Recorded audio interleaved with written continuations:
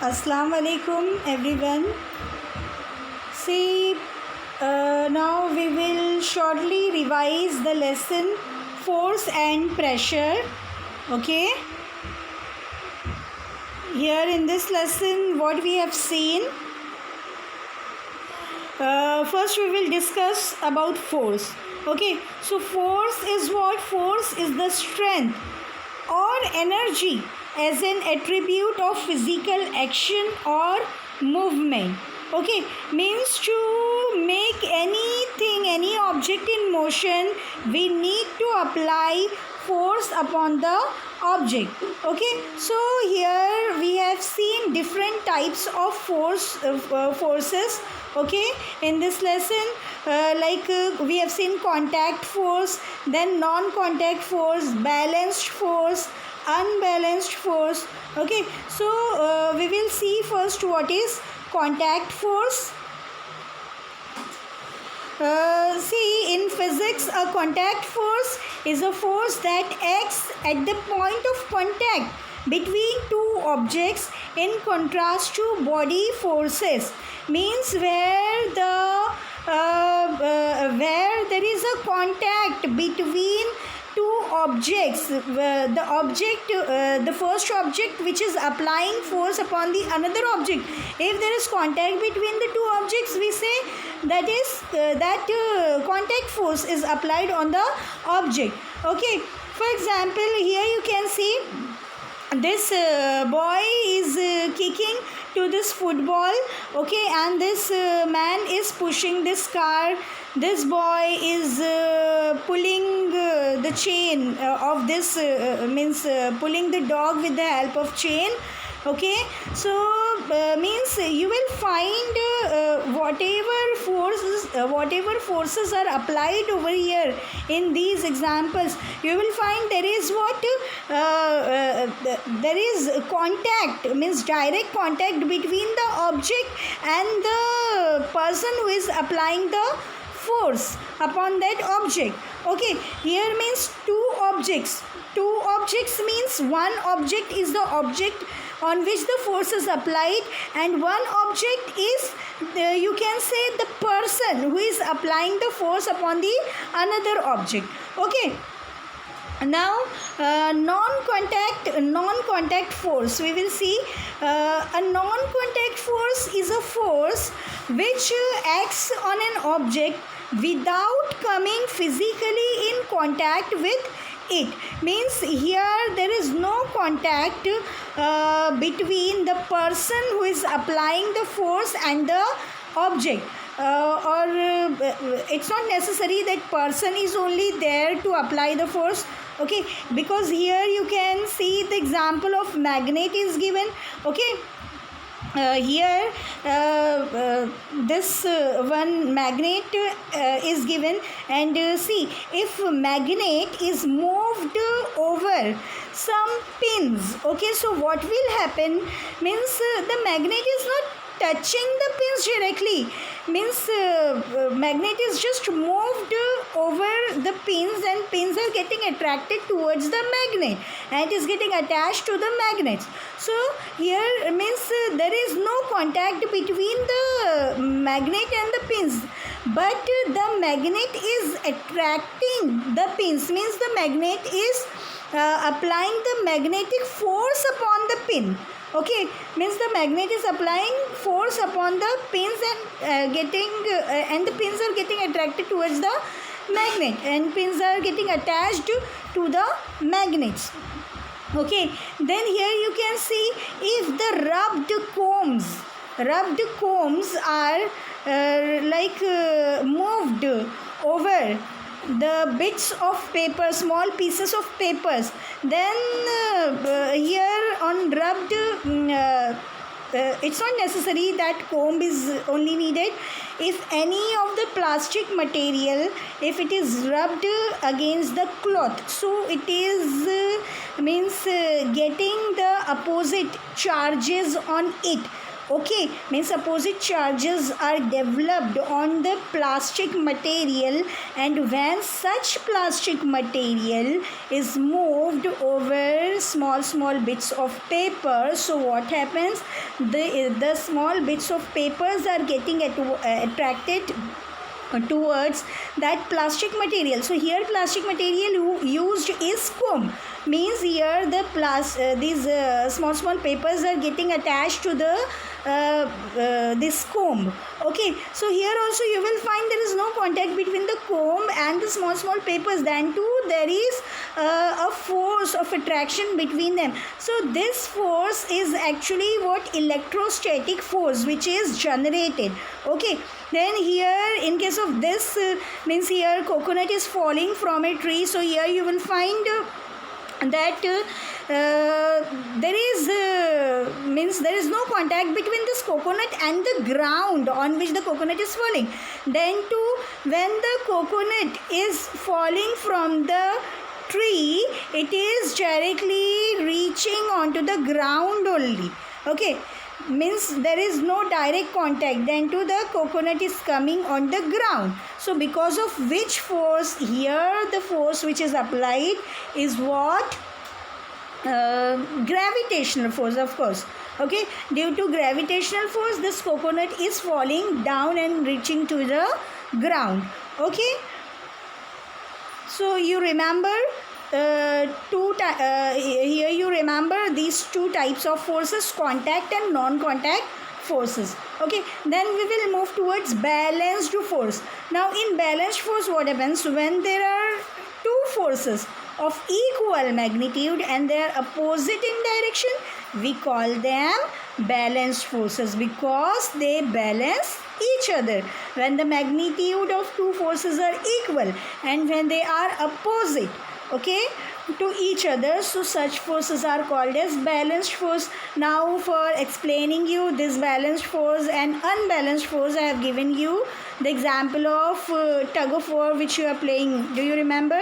Here see, if these two teams are there, okay, applying force upon each other and both of them are pulling to each other. See, if both of these teams are having means if both of these teams are applying the same pressure, okay, that means same force, so here this rope will not move, it will be at its position and the teams will be in their means in their area only. Okay, but if here we will see unbalanced force. About unbalanced force, what is unbalanced force? A force where two forces acting in opposing direction, okay, in opposite directions on a body are not equal in magnitude and in size is known as an unbalanced force.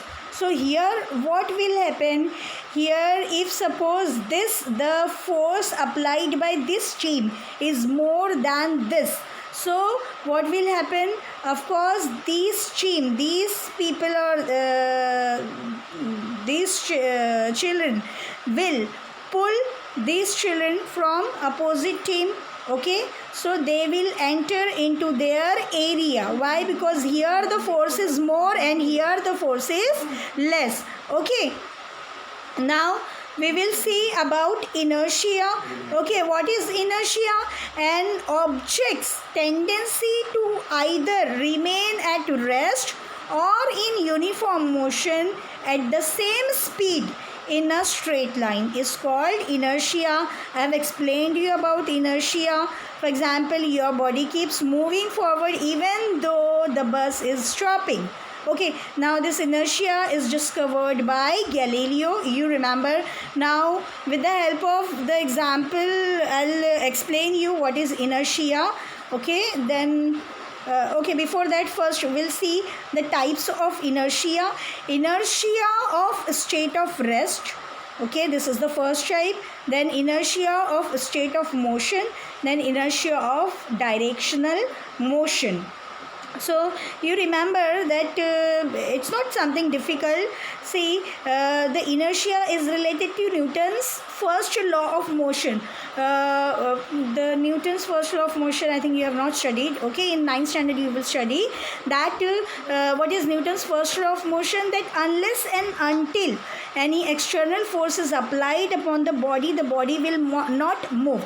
Okay, so here inertia is what? Tendency to remain in its existing state. Tendency of an object to remain in its existing state. For example, now with the help of this video I'll show you. See,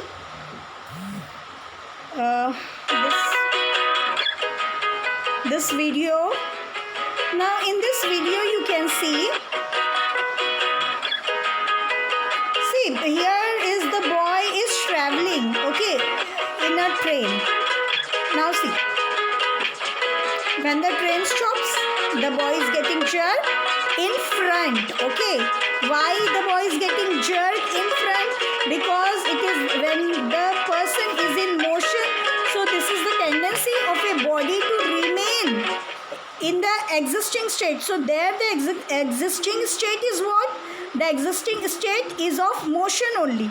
Okay, now again when I will show you the video, here you can see, here you can see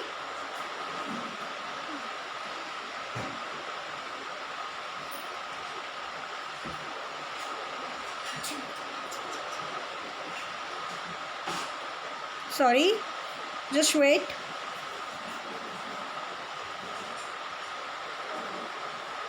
Okay, now the train has stopped. Then the boy got the jerk in front. But when the train will again start, okay, when the train will start, so that time the boy will get jerk backside. Why? Because the body tends to remain backside only, and suddenly the train started. Okay, so this is how means we can see what the inertia is. Okay, then let it go, let it stop.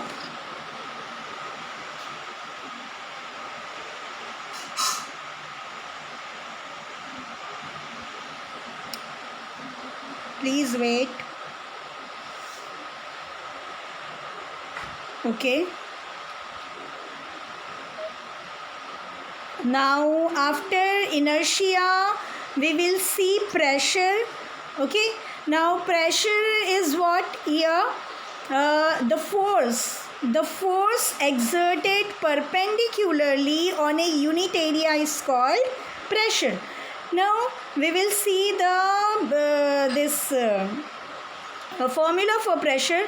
Pressure is equal to force upon area on which the force is applied. Actually this should be is, not in. Okay, this is what is.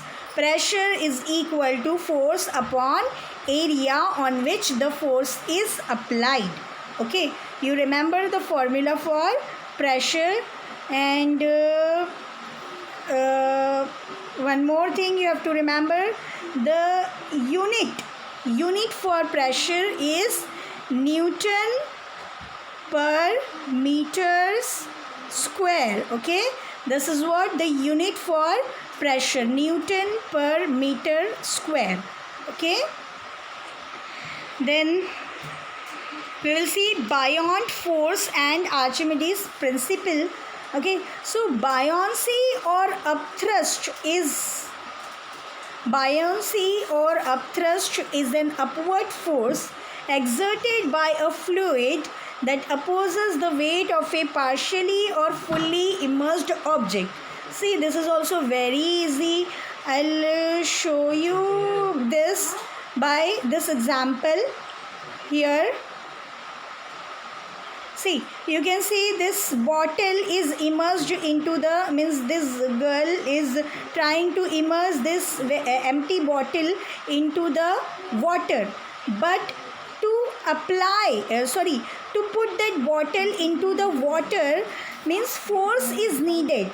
You can do this at your home also. You can try this. When you will press the bottle inside the water, you will need you need to apply force, okay, in the downward side. Why? Because as you move your hand from this bottle, what will happen? This bottle will this bottle will come upside. Why? Because there is a upward force which is applied from the fluid, from this water on the bottle, okay. Again you can see in this example, okay, you have to take one empty bottle and you have to put it on the surface of the water. You will find this bottle, okay, you will find this bottle will be floating over here, okay, on the surface of the water. And if you try to immerse it, okay, if you try to immerse this bottle inside, if you press, then as you remove your hand, you will find the bottle is again coming up. Why? Because there is, see, upward force. There is a force, upward force, which is applied on the bottle, okay, from the water. So that force is nothing but buoyant force. Remember this, it's very easy, okay. Then Archimedes principle, I'll show you. Archimedes principle. See, here also one thing is there given in this. Yes, you will find here, when let it go, just wait. See, this woman is taking out water from this well, okay. So till inside the water she will find the bucket very light in weight, okay.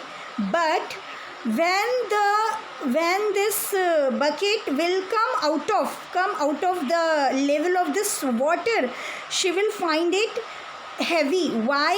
Because see here, when this bucket was inside the water, there was buoyant force applied on the bucket, and that buoyant force was pushing that bucket upside. That is why this woman was finding the bucket lighter in weight. But as the bucket came out of the water, the bucket was very heavy for this lady to pull, okay. So this is how we can understand the buoyant force, okay. And Archimedes principle shows us the buoyancy only, okay. Just wait.